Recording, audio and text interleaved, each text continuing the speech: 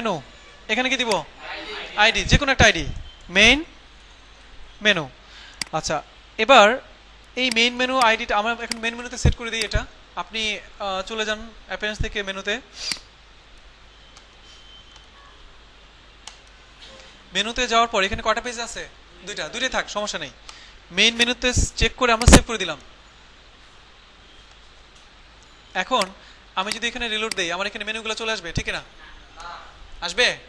আমি ব্যাক এন্ডের কাজ কমপ্লিট করেছি, ব্যাক এন্ডে মেনু অপশনটাকে আমি রেডি করেছি এবং থিম লোকেশন সেট করেছি, বাট ফ্রন্ট এন্ডে কি আমি এই মেনুটাকে শো করাইছি? ফ্রন্ট এন্ডে শো করাবো কিভাবে? আমরা হেডারে চলে যাব, যেখানে মেনু আছে সেখানে চলে যাব, এই যেটা, ও সরি এটা না, এই যেটা ইউএল থেকে শুরু করে এলআই পর্যন্ত যা আছে সব কেটে দিব। তারপর কি করব? পিএইচপি ডব্লিউপি nav মেনু, এখানে একটা আইডি হবে, এখানে কোন আইডিটা হবে? function.php এর এখানে যে আইডিটা দিয়েছিলাম সেই আইডিটা কোথায় দিব? এখানে। ক্লিয়ার? হ্যাঁ তখন আমি দেখাবো। এটা হচ্ছে nav walker, এটা আসবে সামনে, ঠিক আছে? কারণ আমরা এই ডিজাইনেই কিছু ইউএল এলআই দিয়ে আমরা নতুন একটা স্টাইল এখানে নিয়ে আসবো, তখন সেই মেনুতে আমরা কিভাবে ইউএল এলআই ডিজাইনটা পাবো সেটা আমি দেখাবো। বুঝতে পারছেন? নর্মালি সাপোজ যদি এই ইউএল এ একটা ক্লাস লেখা থাকতো, ধরেন হচ্ছে আপনার বিডি যদি বিডি ক্লাসটা থাকতো সাপোজ, এখন এটা কিভাবে পাইতাম? আমি এটা এখন একটু দেখে দিই। রিলোড দিলাম, আমার মেনুগুলো কি হয়ে গেল? ডাইনামিক হয়েছে, বাট এই পাশ থেকে শো করছে। এটা ডিজাইনের একটা প্রবলেম, কারণ আমি ইউএল এ একটা ক্লাস দিয়েছিলাম, এই ক্লাসটা না দিলে কি ডিজাইনটা ওইখানে যায়? দেখেন তো, না এখানে থাকে। ডিজাইনের সময় এটা ফ্লোট দিয়ে করা হয়নি। কোনটা? ও আচ্ছা আচ্ছা, সোশ্যাল নিয়েছিলাম, ওকে। আচ্ছা এখানে তো ইউএলএল নাই, তাই না? এখন আমি যদি একটু চেক করি, এখানে যান, একটু ইনস্পেক্ট এলিমেন্টে যান, দেখেন তো কি ক্লাস পাইছে এটার মধ্যে এলআইতে।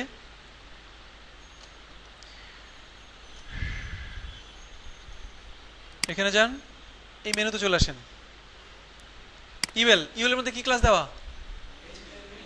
Main menu. ক্লাস কি দেওয়া? মেনু কি দেওয়া? মেনু। আচ্ছা এখন আপনি যদি এখানে অন্য কোনো ক্লাস পাওয়াতে চান তাহলে অবশ্যই এখানে একটা অ্যারে নিতে হবে। আচ্ছা আমি একটা কাজ করি, এটা পরেই দেখাই, এটা নিয়ে ডিটেইলস একটা ক্লাস নিব। আজকে ক্লাসের টপিক আমাদের এটা না, ঠিক আছে? আচ্ছা এবার আমরা যেটা করব, এটা কেটে দিলাম, আমাদের মেনু ডাইনামিক হয়ে গেল, ঠিক না? এবার ডাইনামিক করব কাকে? পোস্টগুলোকে। কিভাবে করব? পোস্টগুলো সবগুলো আছে index.php তে, প্রত্যেকটা পোস্ট বক্স বি এই ডিভের মধ্যে রিপিট হচ্ছে বারবার। তাহলে কি করব? একটা পোস্ট বক্স বি রেখে বাকি সবগুলা ডিলিট করে দিলাম, একটা মাত্র পোস্ট বক্স বি আছে। এখন একটু রিলোড দিয়ে দেখেন আসলে ডিজাইনে কয়টা পোস্ট বক্স বি শো করে? একটা। এবার এই জায়গাটার মধ্যে আমরা পোস্ট নিয়ে আসতে চাই, ডাটাবেজে যে পোস্টগুলো করা হবে সবগুলো পোস্ট ওইখান থেকে এখানে চলে আসবে। কিভাবে চলে আসবে বলেন? পিএইচপি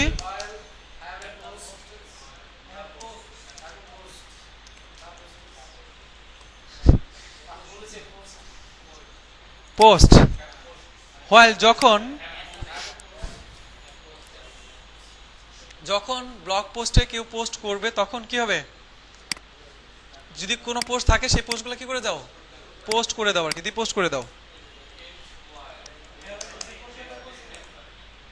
হ্যাঁ